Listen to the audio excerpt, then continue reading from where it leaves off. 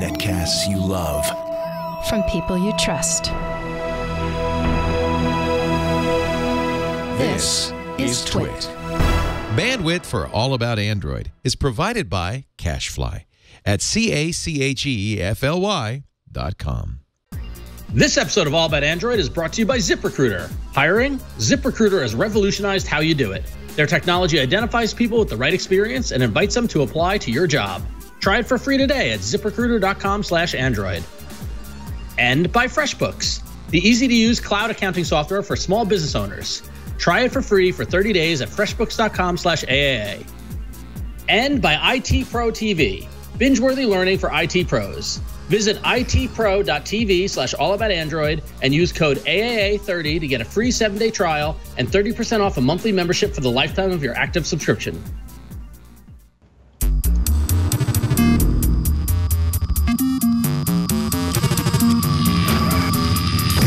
Hello, and welcome to episode 361 of All About Android, recorded live on March 20th, 2018. We are your weekly source for the latest news, hardware, and apps for the Android faithful. I am Florence Ion.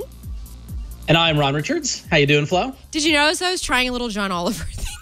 I did notice that. I did pick up on that. Good John Oliver. I love the way he starts the show. And our guest today is none other than Cody Toombs from Android Police. Cody, thanks so much for joining us today. Hey, guys. Good to be on. How you doing? Doing good. I see your little Android squishy in the corner there. Yes. Random literally landed in my hands at an event once. Oh, well, that's kind of a nice little freebie to take home. Man, we've got a lot of stuff to cover for you guys today. And we're down a man. Mr. Jason Howell is out on vacation. So we're going to try to make him proud by covering all the fun Android stuff. And I know he was really bummed to be missing you, Cody. Jason was really psyched to have you on the show. So you're going to have to come back when Jason is here. Yes. Oh, absolutely. And we'll see if we can drag him out at I.O. Yes. Oh, yes. Indeed. Well, this week we're going to talk a lot about 3D sensing technology, some more Android P thoughts with our guest, Cody, the next flagship killer, quote unquote, from OnePlus, and plenty more. Victor, let's get started with the news. I'm sensing even without Jason, we got a 2-year lead on Charisma. With Android news. 2-year lead? Wow. Is that too generous? That's a really high-end processor. Thanks. I appreciate that. Oh, I no really problem. do. I really do. I think it's true. I'm assuming it has a lot of space and storage as well, since we're keeping this on the Android train. So this is kind of a quiet story that actually I didn't hear until, Ron, you brought it to my attention today by placing it in the doc, which is that Apple has a 2-year lead, much like maybe I have on Charisma, which I'm assuming is where we were going there, in 3D sensing. Now, we're talking about 3D sensing like Face ID, security type of 3D sensing. Tech research house Gartner predicted that by 2021, 40% of smartphones will be equipped with 3D cameras, but Apple's going to be the one effectively leading the pack at that time. China's Huawei, Xiaomi, and several others, they could be a total of almost 2 years behind Apple. I wonder what that says. What does that say? What does that say about us and our lack of face sensing technology? Well, I think the interesting thing is that it doesn't say that Google is behind 2 years behind Apple. This is purely from like a hardware manufacturing standpoint and the advancements that Apple has done in betting on this technology, in that they've got a 2-year head start in the technology required to support that.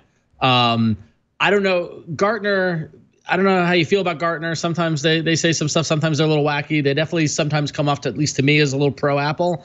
But 40% of phones having 3D cameras by 2021, I think, is ridiculously aggressive, in my opinion. I should add, it's not just security. It's also talking about augmented reality. Yeah. Just to put that out there. Cody? I always love seeing new technologies like this. They do such cool things and so much can happen with them. But I think I think this is one of those things where you don't have to be in front. You don't have to lead the pack on this. It's more one of those things where you just have to be across the finish line when the buzzer hits. And how long does that take? Like, what's going to happen? Like right now, or sorry, I guess not right now, but when the iPhone X came out, everyone was freaking out about animojis, and there were like YouTube videos, and it was super cool for 3 weeks. And after that, the trend had completely faded. No one was still talking about it. So I think what we're really waiting on is that first killer app that makes the difference. No one's walking into a store right now saying, I need a phone that does 3D sensing technology. And I'm not going to buy a phone until one does that. So like at that point, when people are walking into a store saying, I need my phone to do this thing, then it'll matter. Until then, everyone's just going to kind of rush on this, and they'll get features in, but it's not changing anything yet. Well, and that's a great point, and I don't disagree. As I was researching apps and looking for apps for the Arena, which we'll do later in the show, there's a tease for you. I'm noticing more and more AR apps emerging, but none of them seem to do anything more than just, hey, look, you can put this wacky thing in front of you, right? And so I'm really wondering, we've had AR for more than a few years. AR has been a thing for 5+ years. What is the tipping point on 3D cameras or the need for 3D sensing? Is it security, like this article calls out? Is it AR, like Flo mentioned, or is it something that we haven't seen yet? I mean, Cody, when do you think this is actually going to be something people care about? Oh, it's so hard to tell, but I have this weird feeling it's not going to be about security. That's a great subject, and it's where this technology is going to really end up doing a lot. But I have a feeling the point where people really want to see it, it's going to be maybe a social network that delivers something, or more likely it's going to be a game. Snapchat. Yeah. Oh, yeah. Yeah, totally. Well, could it be something like, so Scooter X mentioned in the chat room, Victor, I put a link in the doc, a Google experiment called Just Align recently came out, which is leveraging the whole AR core thing, and has created an experiment by Google. And it's a AR app that allows you to draw with your phone as you move. And it looks really cool. I don't know if this is the killer app, but it's pretty neat. It shows what the potential of AR core can do, at least in terms of its processing power. Oh, I love that, because previously stuff like this was limited to third-party apps that implemented it, like Snapchat. This reminds me a lot of the stuff people do on Instagram stories. Yeah. But in like live almost, you know what I mean? Like not just with the still photo, I mean, it's with video, which is really cool. Yeah, I think that's pretty cool too. And just to have it populate I'm assuming it populates as you're doing it live. I was, the CNBC article was talking a lot about supply chain and how, Apple is probably going to be ahead because of the fact that they have these hardware partnerships. But I think back to Cody's point, it is a very curious thing to think about AR in the future, because as Cody was saying, no one's going to buy phones with AR built in. I was also thinking about the fact that nobody is going to the furniture store and using apps that let you measure you know what I mean? There's no tool out there that's being implemented or being used to sort of give a reason for somebody to use this outside of a gimmick factor. Yeah, right now it's a lot of toy kind of stuff, and I don't say toy as derogatively as it probably sounds, but it's fun stuff that's really neat to play with for a little bit. You want to show it off. Yeah, you want to show it to your friends, or you want to show it to your parents or something like that. But we're actually pretty far away from those things that it's going to be normal for people to say, this is something I'm doing. You make one Instagram post with your new Animoji or whatever your phone can do, and then that's it. It's like people like it, and then that's it. Cool feature, right? Yeah. We need something beyond that. Ron, you got our next little news item. I do. Well, we'll see if that Gartner report and 3D stuff comes to fruition. But today, that's about the future. This is about today. If you stay tuned at the end of the show, you can see our weekly Oreo tasting. But good news for Samsung users, they're going to be tasting Oreos as well too. So Samsung has confirmed that it's completed its Android Oreo beta tests and has officially begun sending out the software updates to Galaxy S8 and S8 Plus devices in the US. So when you actually, if you're a Galaxy S8 or S8 Plus user, you're gonna have to wait on your carrier to roll out the update. We're seeing various different reports from users getting Oreo on T-Mobile, Verizon, and Sprint, but it is coming at long last. And I saw this article and I was just like, wait a minute, Samsung doesn't have Oreo yet? Like, it took that long? It does not have Oreo yet, no. And another thing that's just worth noting is that apparently this update brings everybody on the same emoji page, which was another like fragmented thing that Samsung was doing, which is not displaying all the latest emoji because the version of Android was old. Anyway, yes, Oreo is now just a thing.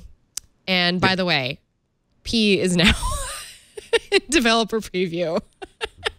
Right. Just to hone it in there. It's crazy. But Samsung is not the only ones left in the dust. Also, the LG V30 on Sprint is getting Oreo as well too. So LG users take note. Lots of Oreo updates, although they're not as tasty as spring-themed Oreos. So yeah, you know what would be nice if like they just shipped Oreo, you know, out of the box, like you know, the Pixel phones. That would help. Hey, before we head on to our first ad, Cody, I wanted to actually talk to you. So part of the reason we wanted to have you on today is because we've been talking a lot about this first developer preview of Android P to sort of like find any real significance in it. I mean, I know it's just kind of like the beginning stages of this developer preview. Maybe there's not even much to really delve into what we have of Android P right now. But I was curious to hear kind of your thoughts about what's come out these last couple of weeks, to hear if, you know, you've had a chance to play with the Android P developer preview, if you've found any features or some sort of minute changes that you're really excited about, or I don't know, if there are any hints about some features that still maybe haven't been announced. So far, I haven't spent as much time as I'd like to with it, but or rather on the developer side, I haven't. I'm actually using it on my main phone, which is kind of a first for me. I usually push it to a phone that's not in main use. But yeah, this preview, besides a few specific bugs, has actually been fairly stable for me. But with that said, on the developer side, I kind of feel like Google is playing it really close to the vest on this one. They've already announced a lot of stuff, but almost everything in their main developer page is, for lack of a better way to put it, it's all kind of refinements on things we already have. It's a lot of security related things, an update to the neural networks API. There's little tools for like handling bitmaps and images a little bit more easily. Most of this is not big headline grabbing stuff. And it's not that they have to deliver those big headline grabbers. It's that those are probably there. They're just not sharing them yet with the P preview. So I kind of think we're going to hear a lot more with that first beta. And just for example, there was a developer by the name of Sebastiano Poggi. Mm-hmm. I apologize if I'm saying that wrong. And he already uncovered something called slices, which his first examination of this, he says this is going to be a two-parter, and his first examination is a little bit light on specific details. But so far what he's saying is this very closely resembles remote views. And for non-developers out there, basically a remote view is something that you create and then pass off to other processes so that they can display a part of your UI. If anyone's ever worked on Android, you'll know that remote views have problems. They can be a headache. They're a little hard to work with sometimes. And I don't want to oversell it. Like they certainly are very capable and powerful, but at the same time, things that you take for granted when you're developing an app, you lose access to a lot of those features when you actually try to do anything through remote views. So the way this is starting to sound is a bit like what Apple calls extensions, which In short, you basically kind of package up a very small piece of functionality and pass it off to another app to run sort of in its own little pocket. And I don't want to over-explain this because even I don't do any iOS development anymore, so I don't know enough to say too much on that in full practice. But it sounds like a really cool addition. And so far, Google hasn't said anything about this. I took a brief moment to email them and try to get more details, and they basically said, "Sorry, we're not talking about this yet." Yet. Well, yeah. Well, they have a big developer conference coming up in 2 months. Yeah, exactly. Yeah. And I shouldn't say they didn't say yet. Yet was not a word in there. It was just more of a no comment. Mm-hmm. But yeah, so I think all of the really good stuff, it's there. It's waiting. It's just not. It's not out there for developers to play with quite yet. So I think the preview is more of a here's some things that we know everyone needs to start working on because they're important, and we're going to let you run this preview to make sure your apps work without breaking, like without making any other changes. We want to make sure nothing's breaking, and all the things that are going to be important, that's going to be coming in a few weeks. You know, that makes me just sort of think about the fact that it makes me think about, first of all, that's a really smart thing to do, I think, on Google's part, to sort of say, hey, devs, I want, go see how your app is doing with this new little, version of the OS that we're going to push out. Here's a little taste of what's coming up, but that there's more to sort of announce. There's more to reveal here. I don't know. I think it's a very, do you think that this sort of practice is what helps keep these updates on a consistent schedule? Oh, absolutely. This, I always hate making this comparison because people make too much of it, but this is kind of what Apple was doing for years, where they would give out little bits here and there, but they held a lot back. And it was a very staged process where you only take on certain parts with each step of the way through, like the betas and then going into the final releases. And what Google has been doing with each developer preview is refining that process more and more. And they're giving developers pieces to work with without overloading them. And I think back, I can't remember which preview it was, but there was one of them where too much stuff came out in the first release, and you saw developers almost dropping everything just to play with the new APIs. And there was probably 2 or 3 months of solid fanfare over the new APIs, and anyone who didn't have a device running the preview was getting frustrated because all of the apps they wanted to be using weren't getting updates even. Interesting. So I feel like the slow rollout of features, because that makes sense. We've seen multiple developer previews and it kind of intensifies with each release and they add more. And I got to imagine it's a combination of parts of the new version that aren't ready for prime time, right? So, not having, an API or something, some aspect of it in place, and it gets added in a further down a preview. But then a part of it is also kind of kicking the tires, right? Isn't it that they want to get feedback from the developers, and they also want to see how all of their reports in terms of feedback and use and things like that come back to see if this is really, that much closer to release. I almost feel like it's a great courtesy to give developers a leg up to start adapting their apps and figuring out how they're going to utilize it. But it's also like in the Google fashion, like a beta test, right? Oh, absolutely. Plus, one of the things that's interesting, because I'm in that unique place where I'm also digging into a lot of Google's apps very closely. Very intimately. I was avoiding that word, but yes, a little bit.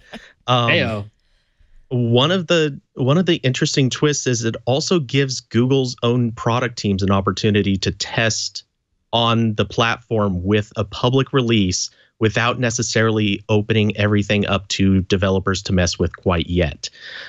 So that slices feature I just mentioned, we haven't discussed this on the site yet. I'm going to soon. But the Google app already contains little bits and pieces that are related to slices. And it's not a lot yet, but right now there's a little bit of text basically asking permission if you'd like to display slices inside of an app. So basically it's asking, and I'm just making up a scenario here, but would you like to display an Evernote slice inside of the Google app? That might be a thing that it's going to do. So it's an interesting direction for it to go. And Google gets to play with that right now. Meanwhile, developers will get to play with it. I'm assuming developers will get to play with it in a few months. I'm trying to visualize. So I don't know if you explained this, but so slice, what would be like the consumer interfacing part of this? Well, again, I'm going to reference, I feel like I'm going to get some hate over this. I'm going to reference Apple's use in extensions. To be fair, it is the only other platform to really use. Exactly. Comparison. But Apple, the example that they gave is, in short, what you're doing is if you want to, let's say you want to share a picture to a social network, then let's say Instagram could create an extension. And when you share your picture, not only are you just saying, I want to share it to Instagram, and then the picture gets passed off, but it would actually display a small interface right inside of the app that you're sharing from that would give you the options Instagram would require when it posts. That's kind of the idea there. Like filters or cropping. Or even just a text box for adding hashtags. Oh, yeah, sure. Whenever you're going to post. So all those kinds of things. And I don't know how full that gets. I haven't used an iOS device since before extensions were a thing. But I'm picturing that kind of interface. And it's not that something like that can't be done in Android already using kind of a plug-in style, which almost every OS can do now. But this is something that it seems like it's more of an Android-specific approach. Sort of the same way intents. You can have a share intent, or you can have an intent that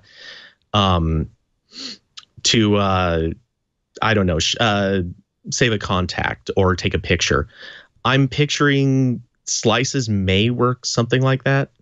It's tough to guess right now from what little's there, and I haven't had enough time to look into it too closely myself, but it would make it possible for interfaces to bring parts of other apps in without forcing you to switch context, which it eases the use of different apps. So I'm seeing this as sort of a plugin for Google Assistant to basically, so the Instagram thing you just mentioned, posting to Instagram with my voice is what I'm. Suddenly, I just got a picture in my head of I forget what it was called, but that Amazon product. It was a camera that you're supposed to set in a room, and it takes pictures for you. I'm totally picturing that now, like a Google Home version of it. But you just tell it, hey, take a picture of me and post it to Instagram. And that's it. Like just from top to bottom, that's all you have to do. I'm just envisioning Bixby. Yes, Bixby. I'm envisioning Bixby style voice commands to the, where you can say like crop this and then post it here. That kind of magic. Oh, totally. Yeah. I don't know. There's still a lot to dissect here, and I know we're going to have plenty more to dissect over the next couple of weeks, especially leading into I/O. Ron, but before we move on though, Flo, I do have a question for Cody. Probably the most important question of it all is, what dessert do you think it's going to be named? Oh yeah, that is a good question. I was thinking about that earlier. So for this whole time, I've been expecting pie. Just because the timing is so obvious. I kind of have this nagging feeling that they're going to make a pecan pie or something like that. Pumpkin pie, maybe. Just give it that little bit of extra punch. But I would be lying if I said that I didn't want it just to be pie, because that is 3 letters. It sounds silly, but to someone who writes the name of Android anywhere from 20 to 50 times a day, slight exaggeration, but not much. That's awesome. Remember also, Marshmallow? Is it safe to say that you are not rooting for peppermint? Exactly. Oh, yeah. It's like Marshmallow. Yeah.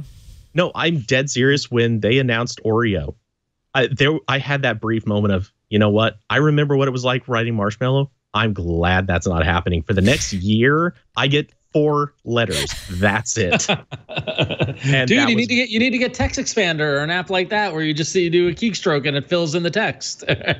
Oh, I use one, believe me. I will say this. There's another reason I want it to be Pi. There is a developer icon that came out back when we were looking forward to K. Mm-hmm. It was for Keyline Pi. Oh, yeah. The debug icon that showed up on your phone was the best looking one they've ever done. And it was a pie slice. I want that. I want them just to go back and reuse that same pie slice. It was great. I remember that the last minute switcheroo to KitKat. Yep. And they switched to this weird blocky icon. And I know this sounds so silly, but for someone who's got their phone attached to a computer for like a quarter of the day, I see that icon way too much. I want a good icon in that spot. That's fair. I think that's a fair thing to want. Yeah, I agree. Totally. I agree. All right. What's also fair is thanking our first sponsor for helping out with All About Android. We want to thank ZipRecruiter for sponsoring this episode of All About Android. And listen, are you in a job where you have to hire? You know, I've been in many jobs. I've been in many roles where I've had to hire, and every business needs great people and a better way to find them. Something better than posting your job online and just praying for the right people to see it. ZipRecruiter knew there was a smarter way, so they built a platform that finds the right job candidates for you. ZipRecruiter learns what you're looking for, identifies people with the right experience, and invites them to apply to your job. These invitations have revolutionized how you find your next hire. In fact, 80% of employers who post a job on ZipRecruiter get a quality candidate through the site in just one day.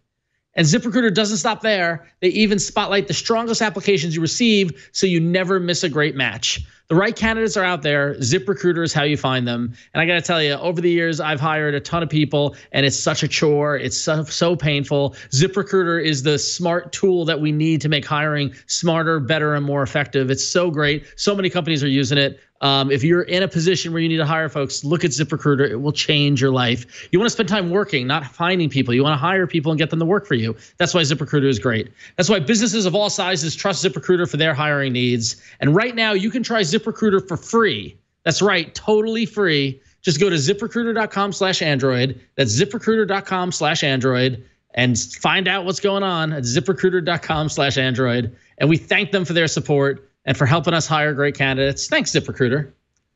So with that said, let's move on to the hardware.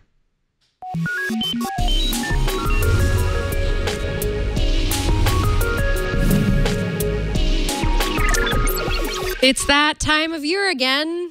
It's actually always that time of year. I don't know why I'm saying that, because it's always that time of year in Android land when there's a new phone being leaked and rumored and launched and shown off. Anyway, now we're done talking about the Samsungs out there. So now we're talking about one of our other favorite phone brands, the decidedly non-Google adjacent brand, OnePlus. Yay!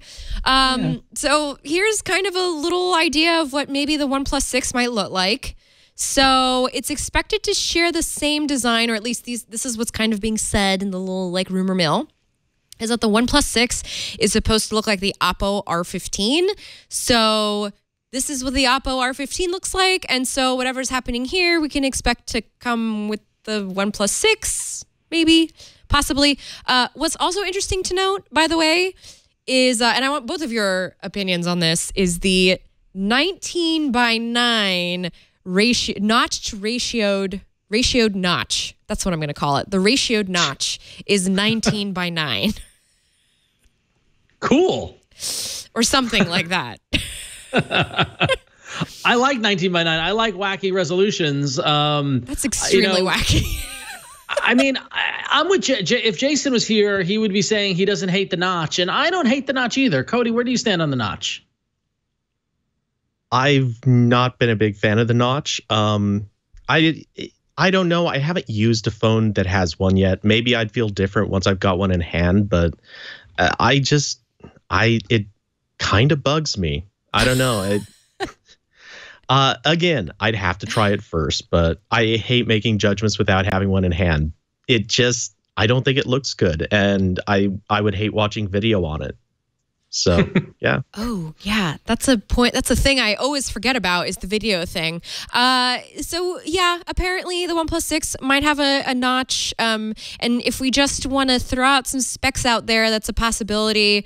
The Oppo R15 has a 6.28-inch OLED panel with a 19:9. Again, there's that number, full HD plus resolution.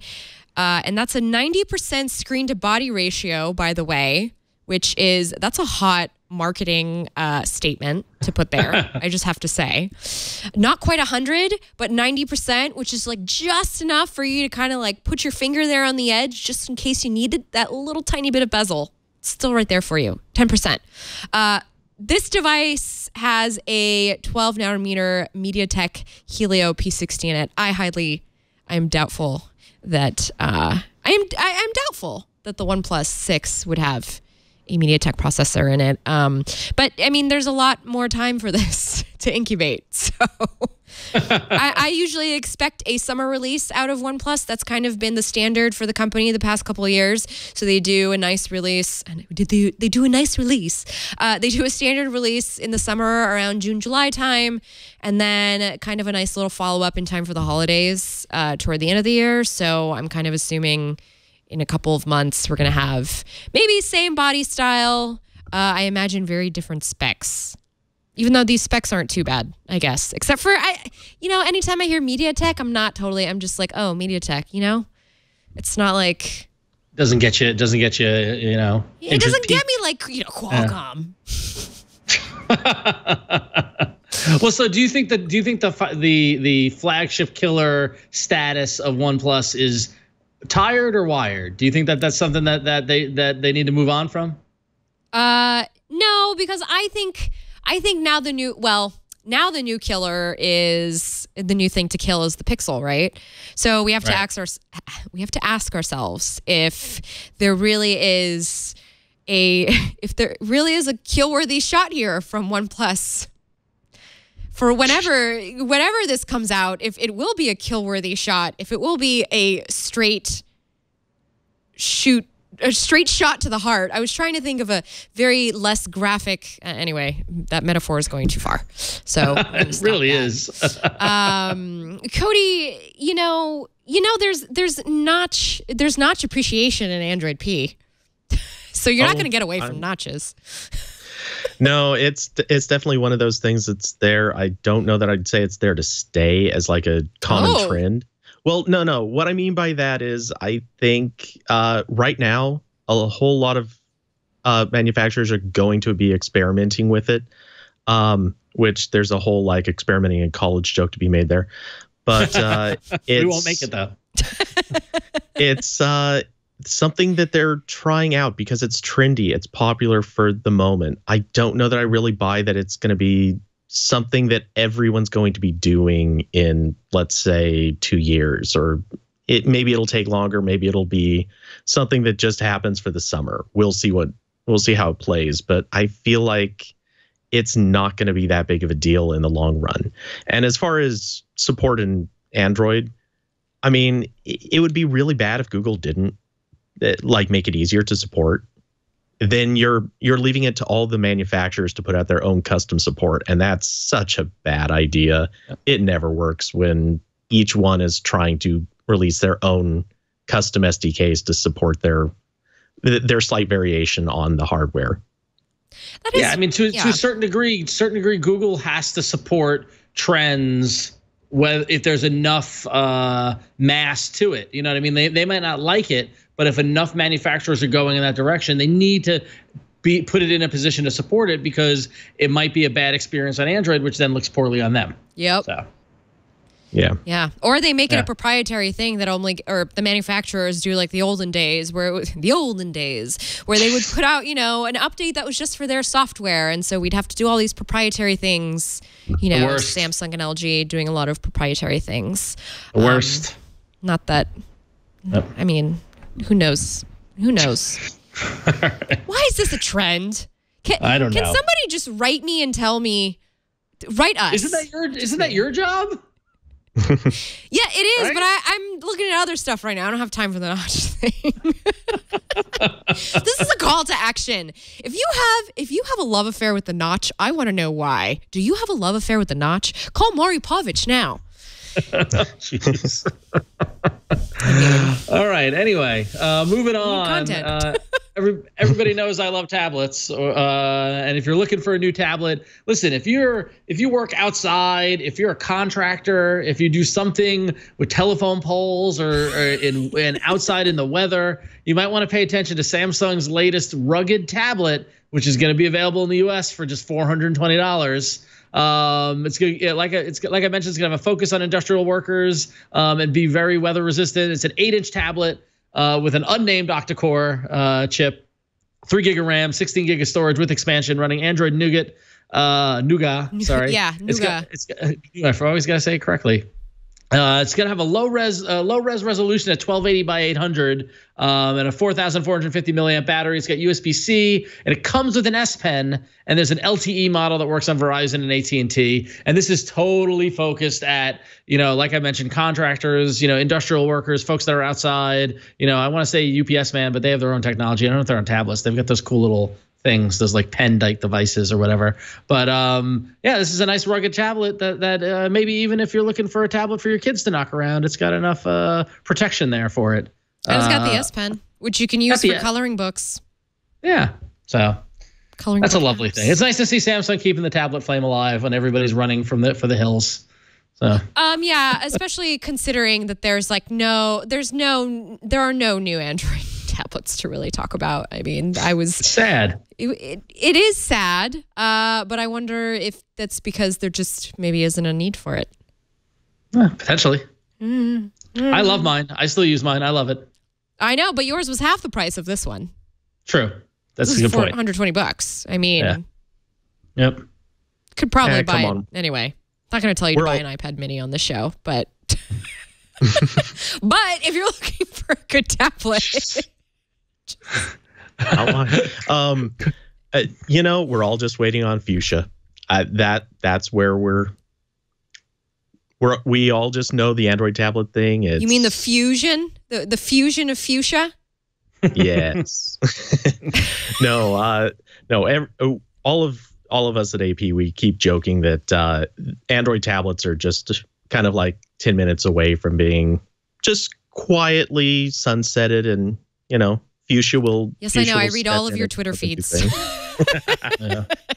It's a conversation that was bustling even today. Oh, was it? Oh, yeah, it was, I guess. It was, but I think that speaks volumes to the fact that we have this conversation a lot. I feel like every time we want to complain about Android, the first thing is fragmentation, and the second thing is why there are no tablets. There are no tablets. Well, so for those of our listeners or viewers who are just tuning in for the first time, what is Fuchsia? Yes, Cody. It's your inside joke. Short version, extremely short version, because I've paid minimal attention to Fuchsia actually. But it's basically a new operating system Google is working on that's a lot more streamlined, a pretty lightweight, and it would do really well in it could do well on phones, but it looks like it's really well suited to sort of tablets and smaller laptops. So it just kind of has the UI to be very touch friendly, something that Chrome OS is a bit hit and miss on. And it has, that's it. Well, I'm not going to expand too far on it, but so what you're saying, it's an updated version of Honeycomb. Just kidding, but not really. Ouch. Ouch. But so do we think that it eventually can replace Chrome OS, or do you see it getting pulled into Android P, or is it still too early? Like, is Fuchsia even something we're ever going to actually see on devices, or is it more of a experimentation platform? Oh, I would hate to throw a guess like that on my name right now, because see, I'm trying to put you on the spot, man. I'm trying. Yeah, I'm not throwing any predictions like that. Google loves to have so many projects that may or may not take off, and I give full credit for that. I don't think there's anything wrong with that strategy. Try something, see if it works, and if it doesn't, kill it. That's okay. If Fuchsia takes off, that's fantastic. But if it doesn't, that's okay too. And it's not until they start throwing real commitments at it that it's a problem. For example, if they were to kill Android Auto tomorrow, people would be angry. If they kill Fuchsia tomorrow, a few people are going to kind of, bubble up at the seams. But for the most part, it's not a big deal. Yeah. So, we'll see how it turns out. I think the big question is how much they're going to throw at Fuchsia over the next 2 years. Yeah. Well, I wonder what will be at Google I/O in relation to it, if anything. So. Yeah. I think this is too early for Fuchsia to hit I/O. Really? I'm guessing. I'm scrolling through an Ars Technica article on it from back in January, and just looking at some of the some of the screenshots that were posted, and it just looks so great. It just looks exactly like. I mean, maybe I'm jumping the gun here, but I think Victor, it looks very. We got the link in the doc if you want to show folks what Flo's talking about. So. It does look pretty. It does look nice. I mean, looking at the screenshots and looking at it, Flo, is this the Ron Amadeo? Yeah, this is the Ron Amadeo piece. He put Google Fuchsia OS on a Pixel book and showed how it works. And it's if you scroll down, Victor, to the base. Yeah, there you go. In this little reel, you'll see all the sort of screenshots. It's very minimal, but I like the way the interface is placed, and I see the way they use cards and things. I don't know. Now I just want to daydream about Fuchsia. Well, at this point, I think it might. What I'm thinking is more that it might be a little too early to send developers to Fuchsia. Yeah, sure. So in other words, that's kind of why I'm saying I don't think we're going to see anything at I/O. Not saying that they won't announce it. I could totally see some sort of announcement or even just a teaser on stage. They do a lot of that. Is totally believable. I just don't think they're going to get into developer sessions for Fuchsia. Not yet. That seems, if they're going to do anything, maybe late this year, or I still feel like it's probably more of a next year thing. Well, so I'm looking at the schedule of events for Google I/O 2018, and there is no session currently announced that has the word Fuchsia in the title. So, those do always change. Those do change, and they do add more. But I feel like we'll get a lot more Kotlin than we will Fuchsia. So, in this next I/O. Oh yeah. Yes. In fact, I'm wondering if I should just get I should just get a big gold necklace that just says Kotlin. just to kind of hold it in all there. About Kotlin. All about Kotlin. Now that you said that, somebody is going to show up to Google I/O having just had one of those custom made. I welcome it. I'm totally welcome it. If it's not Flo, I'm going to be very upset. That's the kind of enthusiasm I want to see from the developer community, not just using the software, but also just really, really leaning into the narrative story of Kotlin. It's a way of life, right. man. We got one more story, Flo. Yeah, we've actually got a little tiny bit of HTC news. It's global news. It's not, immediately for the United States, but maybe you're interested in the HTC Desire 12 Plus. Decidedly budget phone. Not exactly the most spectacular entrance here, along with the other crop of phones that have been announced. So this here is a 6-inch 720 by 1440 IPS LCD display. It does have a 2,965 milliamp battery, however, so maybe those pair nicely. Qualcomm Snapdragon 450, 3 gigs of RAM, 32 gigs of micro SD, 32 gigs onboard storage with micro SD expansion, a 13 megapixel plus 2 megapixel back camera, and the front camera is 8 megapixels. This one, unlike the latest Samsung tablet that we just talked about, actually has Android 8.0 Oreo right out of the box.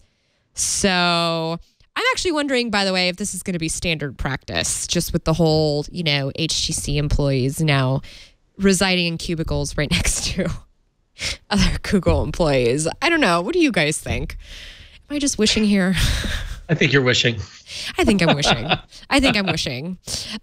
This phone, the Desire Plus, will cost between 235 pounds and 249 pounds. So that's about $288 to $305. Pretty cheap. There's also the HTC Desire 12. This is a smaller model. It's a 5.5-inch display. It has a MediaTek processor. Again, with that MediaTek, it's making me a little dubious.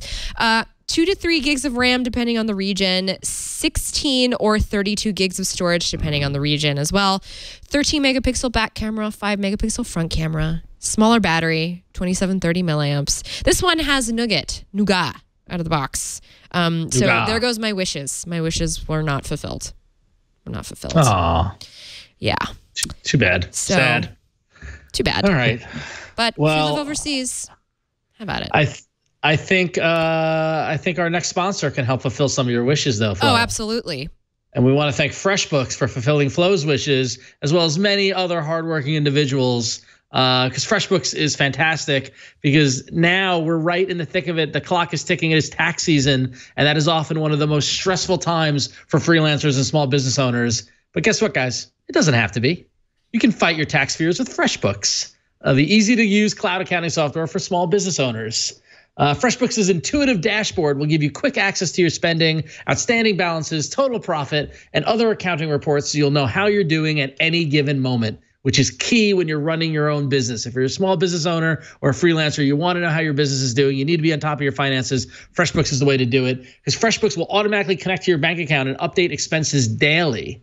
And with FreshBooks, you can send professional-looking invoices in seconds. You can save time accepting credit cards online and get paid an average of 2 times faster. And that's key. When you're waiting on that invoice to get paid, you want to get paid fast. And FreshBooks makes it easy for your clients and your partners to pay you easily with their credit card online, and you get paid 2 times faster. So no more chasing clients for payments or waiting in line at the bank. You can accept credit card payments directly from the invoice. You can see what invoices have been sent, viewed, and paid, as well as overdue and outstanding invoice totals, and which is such a handy tool. When you send an invoice, you see it hasn't even been viewed yet, you can call the person up and be like, hey, open my email. I got an invoice waiting for you. Pay me. In the great words of the movie Goodfellas, pay me. You can create proposals with rich text content, images, customizable sections, and more. And FreshBooks makes it easy to bill for time by client and by specific project. And FreshBooks recently added Spanish and Dutch languages as options for invoices, estimates, and proposals. So if you speak Spanish and Dutch, now you can use FreshBooks. There you go. And with the FreshBooks app, you can stay connected to your clients and keep tabs on your business no matter where you are. If you got expenses, if you're on the go, just take a picture of your receipt with your phone, upload it, and let FreshBooks do the rest.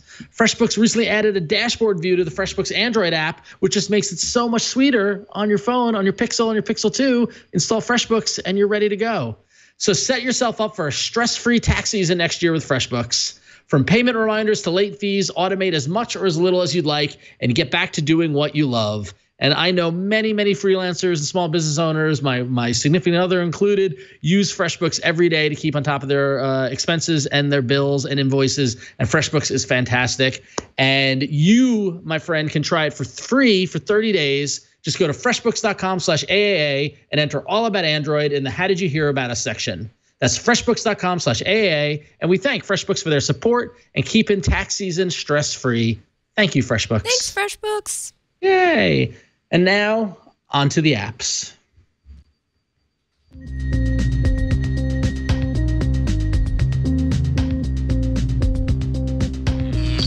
Ah, yes. Apps. So I want to show you guys, I want to show you guys some new stuff. over here. Cool. Let's see it. Did you guys hear about the new Try Before You Buy game program in the Google Play Store?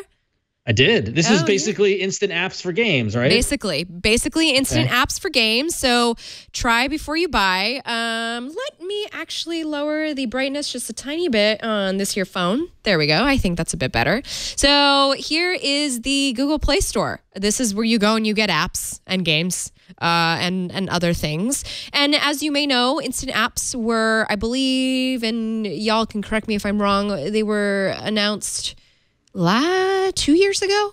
2 years ago at Google I/O? They've been around for a while. They're a thing.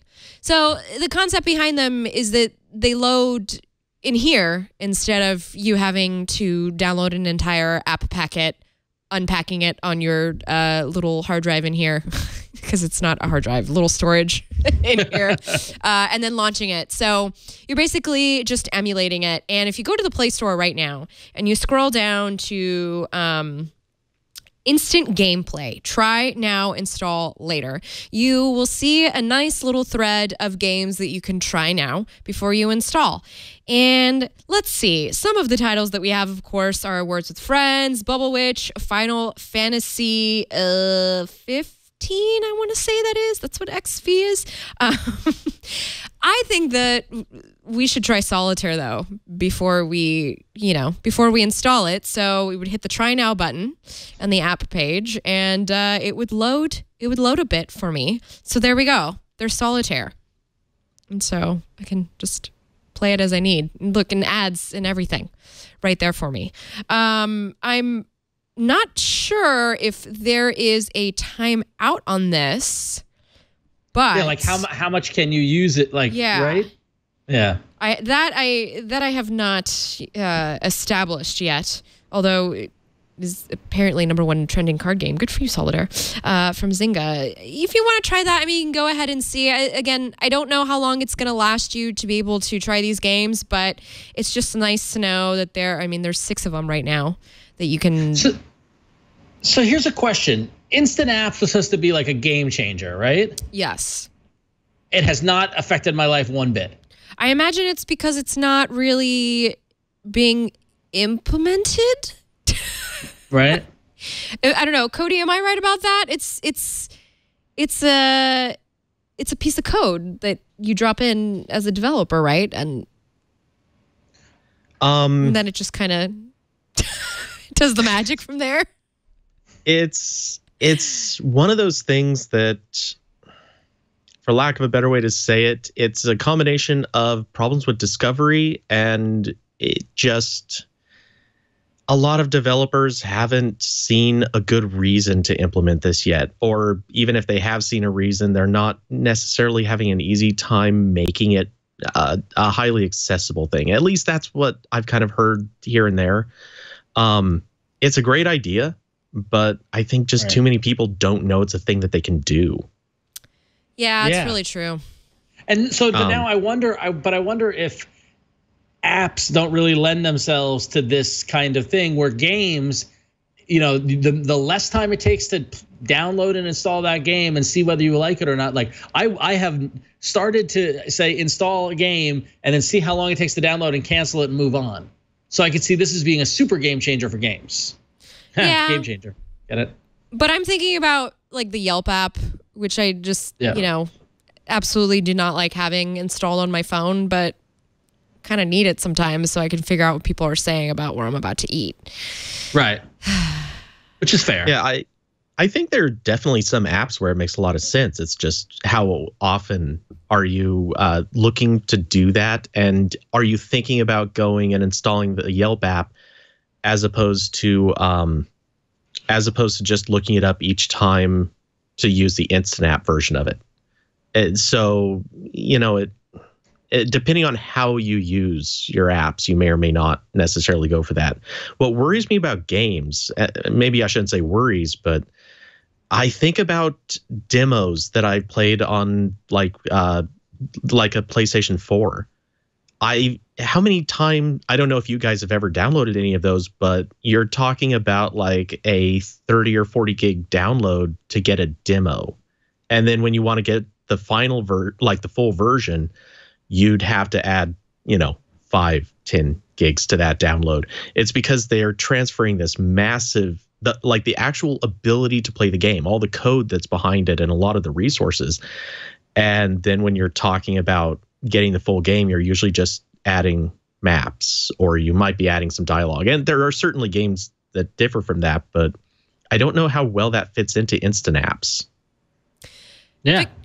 Victor, if you wouldn't mind going over the shoulder real quick, because I just want to show Google Play Games has also been updated, by the way. Remember this app? I actually use it because I like to do little leaderboard things for the different games, and it's also a nice little launcher. I just noticed, by the way, that it has these 3 preloaded.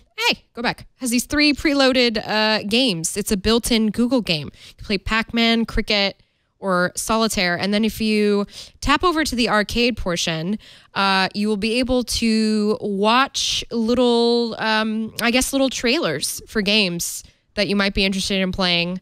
And then underneath you would have the instant gameplay. So I see an interesting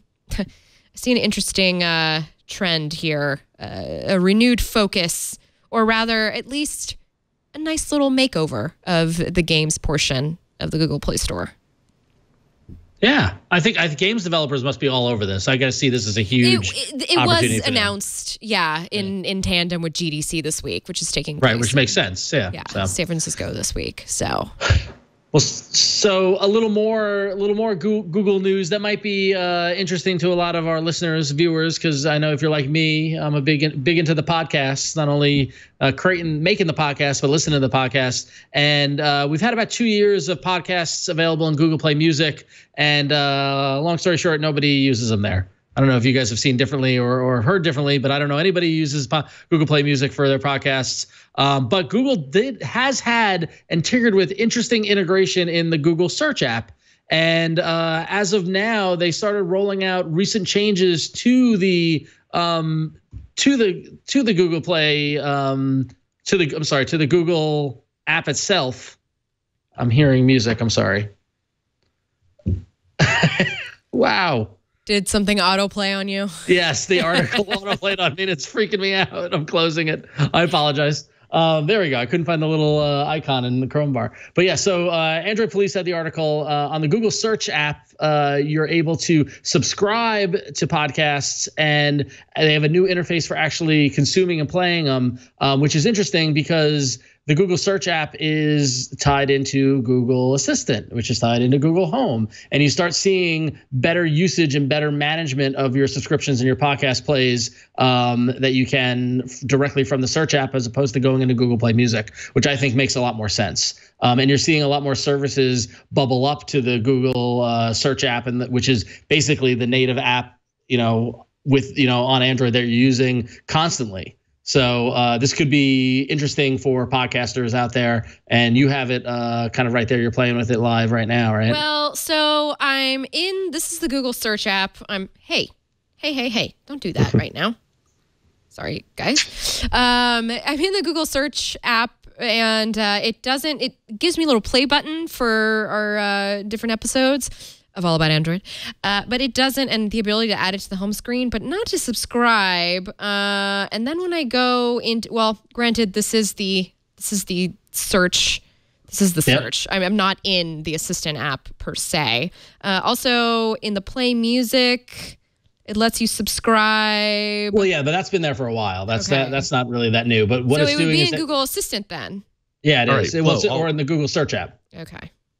I'll cut you off real quick just to say that this is something that's still rolling out, and I don't even have the new interface yet. So it's just kind of, if you're lucky, you now have access to subscribe to podcasts in the Search app. But if not, just wait. I'm looking. I just did a search. Also, we're categorized as a TV program by Google, so it's possible that I have it. I totally have it. Oh, you do? Okay. You're not gonna be able to see it on the screen, but here, but I do have it. So you are able to, there's a fanboy, and you can subscribe. See it right there. Okay. Yeah, I see the blue subscribe button. Yep. So, Yeah, so there it is. All right. So pretty cool. So and the little podcast icon in the upper right hand corner, I think, is a little neat little touch as well too. So it's pretty cool. So I apologize about before. That was I had never heard audio ads playing on Android Police before, and it threw me off. So we know. We've been trying to stop this for a while. It's just Cody, some bad ad providers. I know. Oh man, I don't miss those days of trying to track down the third party ad network that served up an audio ad on my site. Well, we've got other news coming out this week too, in tandem with GDC from the Google camp. And actually, this is so interactive that if you've got an AR core enabled phone, which I looked that up today, and actually there's a lot of them out there. So a lot of the latest Galaxy devices, the latest Pixel devices, obviously.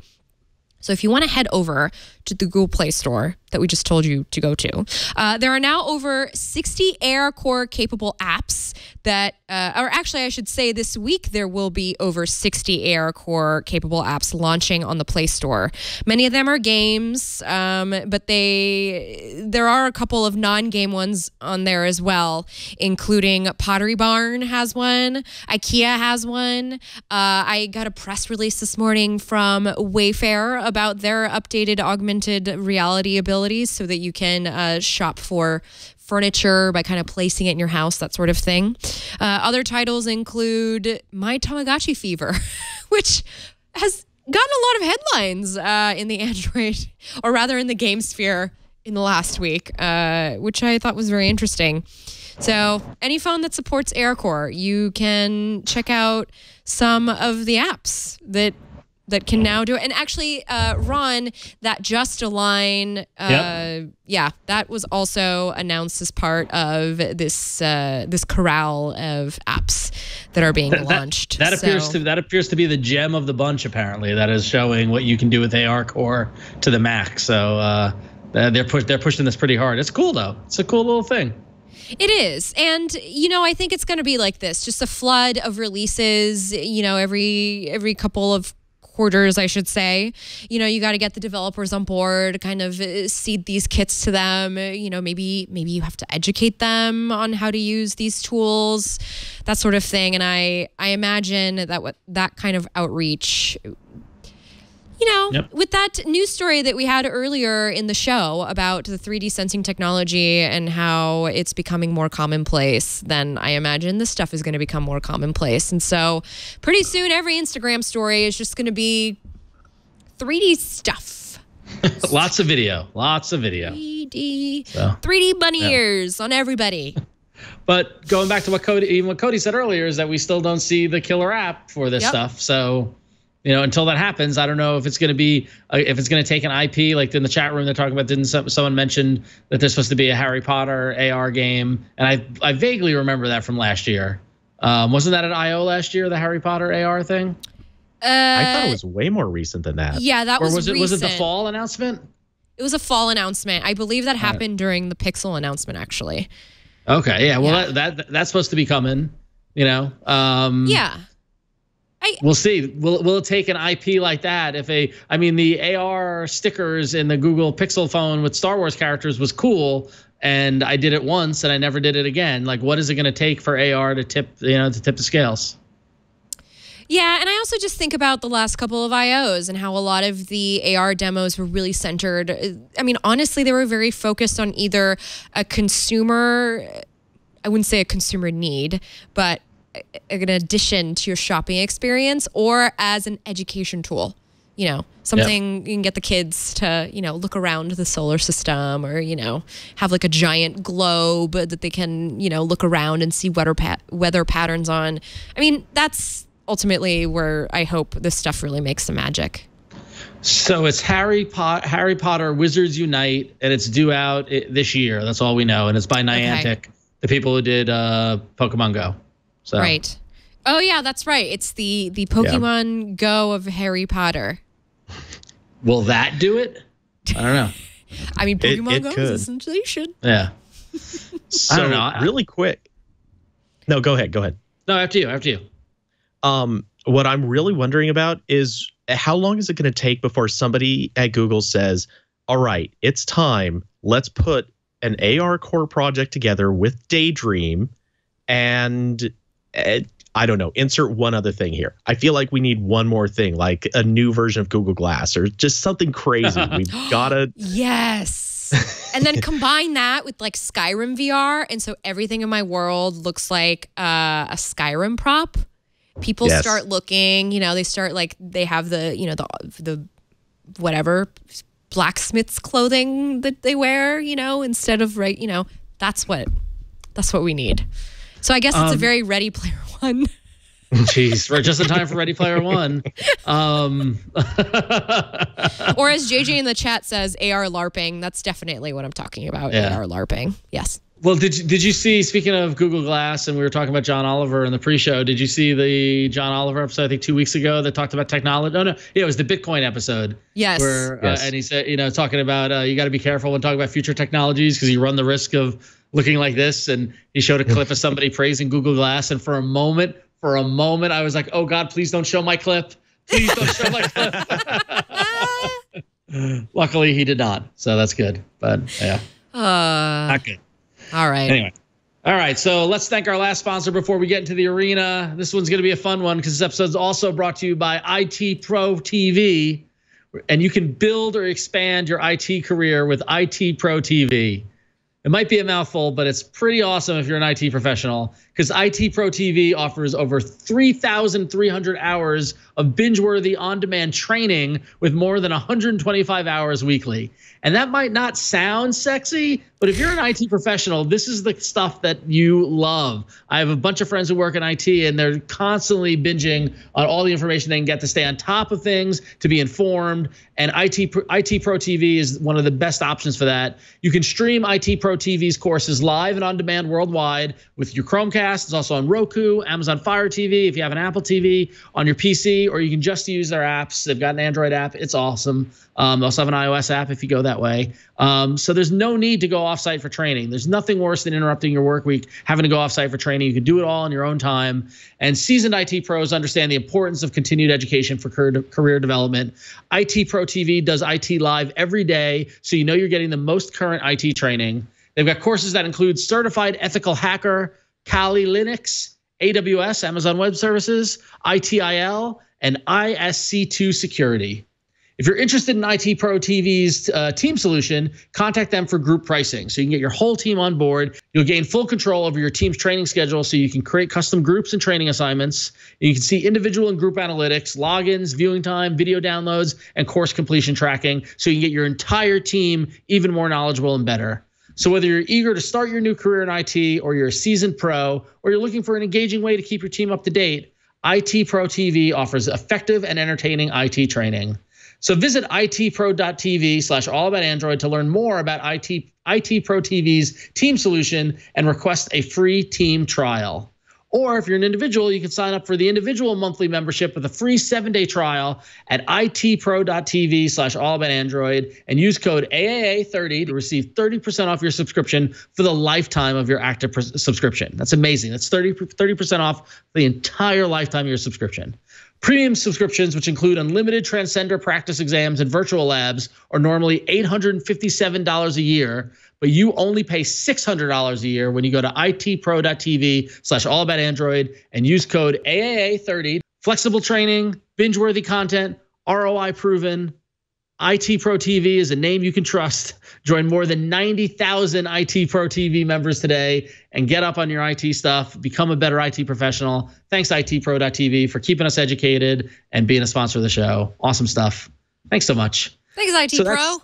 Yay. TV. So that said, it's time to dive into the arena. I didn't do the Jason voice. So many enter, but only one lives. Android Arena. The arena. I can't do it. Okay, so let's look at last week's results. Let's look at last week's results. Flo, I don't know if you're going to want to click on that link, but episode 360, it was just the three of us. It was me, Flo, and Jason, and it looks like I came in first with Nirvana for GTE with 46% of the vote. Jason Zapp iJack got 36% of the vote, and Flo, Paint 2D Pro, 18%. It's okay. So I've been floundering. Okay. It's all right. I'm hoping to turn it around. Well, what's great is that Jason's not here, so you know you got that going for you. And it's good that Jason's not here because we look at the standings, thanks to Wade County in the chat room, and through 11 weeks of the arena, guests are currently still in the lead with 30 points. So Cody, no pressure there. No pressure. Jason and I are tied for second place with 27 points. Oh no, you guys are tied. We are tied, and Flo, you're in last place with 23 points. Okay. I'm last but not least. Yep. So, hey, with Flo, with a win, you could pass Jason because he's not here to get any points. So there it is. And with a win, I could knock guests out of first place.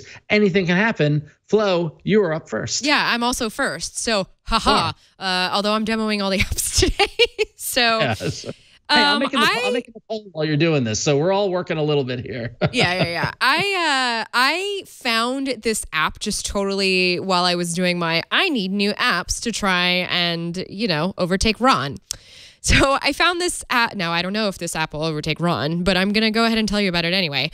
It's called Salt. And I was primarily attracted to it because I'm attracted to every monochromatic icon out there. I love a white font on a black background, okay? So I downloaded this app, and what it is so basically it's a new simple game every day. It's just totally random. Like every day it's a totally new thing. It is the simplest gameplay you will ever experience in your life. It is like 2002 Shockwave, kind of era gaming, except you're playing it on your phone. The games are responsive. These are not slow games. These are not crashy games. They are responsive. They're just really light in graphics, and they're different every single day. So you cannot get emotionally attached to it. You cannot get emotionally attached to any of these games, which, sometimes in this day and age, you don't want to get emotionally attached. So today's game was kind of hard. Actually, the thing that can be a little confusing is that you'll have a new game and you have absolutely no idea how to play it. You just kind of start touching the screen, and then you try and guess. So in this one, I'm supposed to actually touch the screen to make this little red line move in synchronicity with the other one, and I wasn't paying attention. And so I lost. Earlier today, I'd actually hit a checkpoint while I was trying to play this game, and that's after I figured out how to play it. Again, it's a different game every day, so me demoing this to you doesn't really mean anything because it's very possible. Well, you might see this. I imagine there are repeats from time to time, but it's kind of the gist of what's going on here. It's, oh, wow, there was blood spilling on that one. It's Salt, and it's supposed to help you live a different game life every day. All right. It's Salt. There it is. Salt. Pretty cool. Yeah. There are a couple options, but they're not. It's just to turn notifications off and on. All right. So cool. Salt. All right. So Salt. You can vote for that in a moment. But first up, representing the guests, Cody. You tell us about your app. Right Flo will show it off. All right. I went with a tried and true, like one of the Android, one of the mobile classics, the Room 2. The Room was already a pick many, many moons ago on an old All About Android, and I just had to go with the sequel. In short, this is possibly one of the most bingeable puzzle games I've ever seen. I'm gonna try I hate to put it this way, but like if you played The Room, you already know it's one of the best games that you can play on mobile. It's touch reactive. Everything you touch or everything you can see in the board is somehow something you can usually interact with. There's a kind of weird storyline to go with it, and it's just weirdly engaging. And almost everything that you play with in some way, shape, or form leads you down this path to solving the puzzles. And for the most part, like this isn't something you have to be a genius puzzle solver to figure out. And if you have a lot of trouble with it, frankly, you can almost kind of just start touching everything. But you'll spend hours working through certain puzzles if that's how you play it.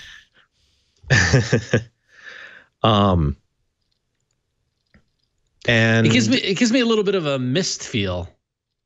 Yeah, and it kind of had that. Not that I ever actually got around to playing Myst, but well, I just showed my age there, but yeah. Oh no, Myst was in my time frame too. It was one of those that I missed. I get it. I mean, I played Myst. I didn't like it. Let's be honest. Yeah. This looks great. Yeah, but this was one of those. If I remember, I think when I first got it, I played through the whole thing in like 2 sittings, and then I went back and played the first one, and it was 1 sitting. Like I just sat there for like 2 or 3 hours and played through every puzzle. I couldn't help it. I'm enjoying watching Flo wrestle with this game. Yeah, I'm trying to understand. Oh, there we go. There you go. That took me a second. And fun fact, they actually have a sequel. It'll be the 4th one in the series is coming out. The company just acknowledged that they had it out on iOS, and in the next couple of months or so, they're going to be releasing on Android. So getting really close. I'm looking forward to it. Cool. So there you go. The Room 2. The Room and that's 2. $1.99 in the Google Play Store, but it's worth it. Pay your devs. Look at that. That's some beautiful graphics. That's good stuff. So very good. Thanks, Cody. All right, and last up in the arena is my entry. So last week I went a little the finale. I went a little productive last week, so this week I'm going a little flashy. Notifications, animations. It was just a goofy fun app. It's a little app that takes over, that gives you little animated notifications in the lower right-hand corner of your phone, because sometimes it's fun to be notified of things, and it makes it a little more visual. And I just like what you can do with your phone now. Flo, you had downloaded this, right? You can install. Yeah, so you see it there. You see it there. It's very colorful, well designed. What I do like, actually, Victor, if you can go back to the Google Play Store for a moment. Yeah, well, if you swipe through to their photos, they highlight the next slide there. You could see they have beautiful material design, which I like. I like that they call that out. But Flo, you can see it is a colorful implementation of material design, which I do like. Yeah. But basically, with this is you can identify which apps you want to whitelist. On the main screen of the app, you can, in the upper right-hand corner, you can turn the notifications on or off. Upper right-hand corner, not left corner. There you go. So now they're turned on, and you could choose the type of animation you want. And with the free version, you get a bunch totally for free to start with. And in the lower right-hand corner, when you tap on that, they show you what it will do. So there's firework, there's playful, wave, holographic. And that's where it starts, where you need Pro. And so if you do the in-app purchase to pay for it, you can get more animations. But let's try a go to your main screen, Flo. No, to go to the home screen, like use your app like normal. And I'm gonna say, "Hello, Flo," on Allo, and you should get a notification. And it should dink. Oh, there you go. Demo fail. Did you not whitelist Allo there? Or? Let's see. I Settings, whitelist apps. That would help, probably. Sorry, y'all. Oh, yeah, it's whitelisted. It is. Yeah. Oh, weird. You might have to send me. I wonder if it's because my notifications are off. Oh, there's Jason. We're testing an app. Oh. Here we go. Ready? There. Well, it's not working. Oh, it's not working. Oh, maybe it's because I didn't select one. Yeah, okay, try again. Yes. Select one. Okay, so. Sorry. Let's see. Go back to the home screen. Nope. Hang on. Wait. Oh well. Anyway, it worked on my phone, and it worked lovely. So there you go. Demo fail. Sorry. There it is. That was a Snapchat one. You're getting Snapchat. JJ sent me another Snapchat. You are getting stuff there in the right-hand corner. And it gives the app icon, and it dances or whatever you select in the app. So you saw it. Cody saw it. So there you go. Yes. No, I saw it. Yep. It was Snapchat. It's possible. There we go. There's a Snapchat one. Thanks, JJ. See, it's very quick. So now, if you go back into the app, actually go back into the settings of the app. You had it set very quick. So if you go to the left and go to the settings, what you can do is you can see show text after animation. So you can turn that on, and open notification on click, right? Just turn that on and slow down the animation. So pull it down to 0.5x or that way. We'll see that. Yeah. Oh, see, nice. Yeah, see, because a little there okay. it is. See? Yay, we didn't fail the demo. Yeah, demo savior. So there it is. Yay. So notification animations, totally free, a different way to approach your notifications. It's cool stuff. I dig it. So notification animations, it's totally free. Google Play Store, check it out. Material design. Okay. That said, you can vote for these 3 apps in the arena. You can go to bit.ly/AAA poll 361. That's bit.ly/AA poll 361. And you could vote for notifications, animations, Salt, play something new every day, or The Room 2. And what is Victor going to vote for? My guess is The Room. Oh, yeah. Well, it's a good game. Yep. So. Fine. Cool. Don't play something new every day. Where's your life? It's going to be the same thing every day. All right. Yeah. Well, I don't either, but Jason had to go on vacation, so here we are. Well, Cody, thank you for joining us. We appreciate it. Thank you for having me. Cody, you got anything that you want to plug to the audience? Plug yourself away. What would you like to plug? What are you working on? Is there anything you're excited about? What you up to? Oh, I wish I came prepared with something to plug. At the moment, just I do teardowns like all the time. It's pretty much you do. That's that's what I do from when I wake up to when I go to sleep these days. But yeah, tons of work at Android Police. What was the last thing you tore down? If you know off the top of your head. Let's see. Actually, well, it strictly speaking, the Google app, so I could pull up the stuff for slices. Off the top of my head, I actually don't remember what it was I last looked at. Cody does whatever so much it was, of it didn't have anything in it, so I already cleared that one off the board. But yeah, always busy. I do have for anyone who occasionally follows the site, I have started doing a series called Update Notes. It's basically teardowns and our regular like app update posts, but kind of for the stuff that slips through the cracks. So if you've ever seen The Daily Show, their whole news that slips through the cracks goes to Lewis Black. Same kind of idea. Ron, cool. I really just want to thank you for being here today with me.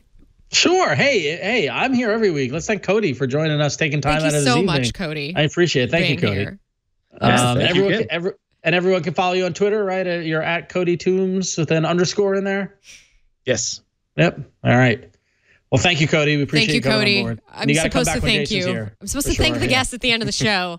That's how you courteously. Trying to keep you honest, Flo. Doing my best. Just keep me honest. All right. You can follow me on Twitter or on Instagram at RonXO. That's where my nonsense is there at any given time. And yeah, just fun stuff. Getting ready for baseball season. That's about it. So nothing too crazy or exciting. Trying to not pleased about the prospect of snow on the first day of spring. But what are you going to do? This is the life we chose. So I mean, what are you going to do? Well, thank you, Ron, for being here today to help guide me through this very difficult job of hosting the show when Jason's not here. You're almost there. You just got to thank Victor next. It's true. Victor, I just want to thank you for being on your toes today and, for being here for me in my time of need. Oh, no problem, Flo. Thank you, Victor, for always having my back. Victor, do you have anything you want to plug while we're at it? No. All right. And the end of the show is where the wheels come off. We've identified an hour and 50 minutes before we just go goofy. So, well, it's hard to say goodbye to everybody, but I'm going to say goodbye by saying thank you for being here today. And if you need to find me somewhere on the internet, you know that I'm on Twitter at OThatFlow. For now, come find me there. When Jason comes back, maybe I'll take some time to plug a couple more things. I have nothing to plug right now except how great Ron is and how great Cody is. Support them. And also Victor. Victor's also great.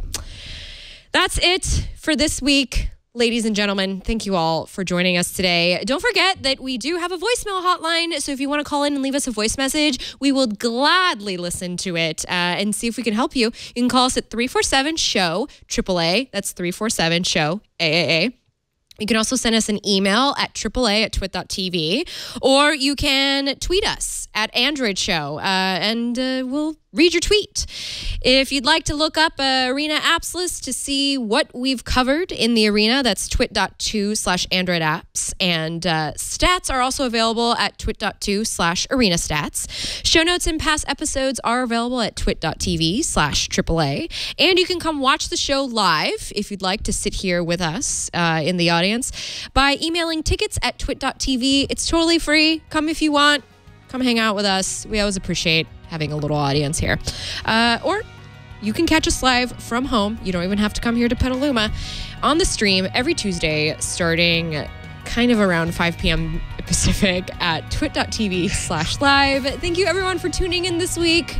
And we'll see you next week with more Android stuff. Bye-bye for now.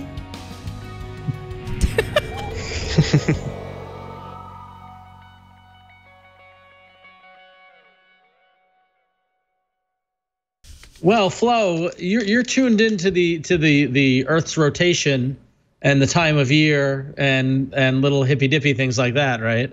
Yes, I am. So what is today? Today is well, of course, it is the first day of Hoppity Hop Spring. Yes, it is. It is the March equinox, and so to celebrate that, I have spring Oreos, which look very spring-like. Are those themed? And they also look somewhat disturbing. They are Oreos. Well, first here on the box, it says, always with real cocoa. Oh. So just so you know, in case you were curious, always. Always so, real cocoa. Yeah, always. Okay. And they have a little design. I'm going to open it now. They have a little design on the cookie to highlight spring with a little bumblebee. And the filling is yellow, which I don't know if it's a different flavor or what to expect. Here is the actual, oh, this is fascinating. So it's a regular Oreo on one side, yellow filling, and on this side it says, shine on, and it's a sun. It says shine on. Yes. So a couple additional notes. I tried to coordinate this with Flo so I wasn't the only one eating the Oreo, but that didn't work. And number two, I'm doing this from New York City where we are expected to get 16 inches of snow tonight and tomorrow. So we're getting pounded with a rainstorm right now, actually. Pounded with a rainstorm, 16 inches of snow. Sorry. First day of spring. In drought-ridden California. All right. All right, so we're going to dive into the spring-themed Oreo with the yellow filling. Flo, you can fill while I eat. Okay. So Ron is biting into his cookie, and I wonder if it's going to taste lemon limey, if it's going to taste maybe like a sunflower seed, or, you know. I feel like I'm looking forward to marshmallow flavor. Or maybe a marshmallow. You know, kind of follow the Peeps look. Really? Marshmallow? I feel like that's phoning it in for Oreo, though, because they already do the Peeps variety. Now, before I tell you what I think of it, also on the front of the box, it says yellow cream, same taste. Oh. So, and it says 4 fun spring designs. So the allure of this spring Oreos is not the taste, it's the design of the cookie. And the fact that the cream is not white, it's yellow, but it tastes exactly the same. All right, so it's cream filling with yellow 5, essentially. Yeah. I'm trying to isolate if the yellow cream tastes different because it's colored. If I'm getting a little bit of a metallic, that like that false taste. Yeah, but I think that might be because he's been sitting in my closet for 3 weeks. So that could be that. Oh my God, 3 weeks. I picked them up in Target. Yeah, in February. Yeah, so that's about right. Wow. So these are not marshmallow flavored. That would be the Peeps variety, which I believe we're going to do next week. So I'm a little jealous. I'm a little jealous that you get to enjoy a whole pack of regular special themed Oreos on your own. Whereas so that is the second design, and it's a little happy face with sunglasses. Dude. Oh my gosh. I love it so much. Yeah. So here's the thing. We've given regular Oreos a perfect 10. It's true. And these have extra. These are regular Oreos with cool designs. So I think we might have our first 11. I've got to give it an 11. I'm going to give it a full. You said point it's a little metallic-y on the inside, though. No, it tastes the same. It's okay. I'm going to give it an 11. There you go. And that's purely because I'm hoping that these Oreos will fend off the snowstorm that I'm going to have to walk to work through tomorrow. So just eat a whole sleeve, Ron. Yeah. Oh, God. What's great about this now is because my wife wants nothing to do with these. She's like, get them out of the house as quickly as possible. So I bring them to the office and they get devoured by the minions. So that works out nicely. All right. Spring Oreos. I give it yellow filling and all. I give it an 11. Wow. So 11. All right. I'm going to let that one pass through because I really want to see Jason's reaction to when he comes back and sees that we've given an Oreo an 11. I mean, it's just a regular Oreo with cool designs. It's better. Yeah, and one of the designs is a smiling sun with sunglasses. Let me see if I can find the other two designs. Now, I probably should. Maybe 11 was too generous, but maybe it should have been a 10.5. But I've got no regrets. All right, here's the other design, and this is a flower, and it says "Love me." Love me? Says. Oh no! Wait, I'm sorry. Oh yeah, no. It just says love. It says one side says "love me" and the other side says "love me not." Oh, that's cold. Love me not. All right, and then kind of a needy Oreo. Yeah, it's a little codependent Oreo. Let's be honest. But we're gonna go out on a high note with the bumblebee. Yeah, from the cover artwork. So that was on the cover. Yeah. Yep. That design. Good job on Oreo. You got that whole canvas of the Oreo cookie. Paint on it. Do something with it. Good job, Oreo. Nabisco, you're innovating. You're disrupting cookie technology. I like disrupt cookie. Hashtag disrupt cookie, everyone. They're going to use that in their next marketing. Ron Richards of All That Android said. Oh, really? Hashtag disrupt cookie. Okay, here's a scoring thought. How about 10 with a star? Alex suggested 10 plus. Okay. Is Alex saying 10 plus? Yes. No, it's an 11, Alex. I gave it an 11. The ruling happened. It's an 11.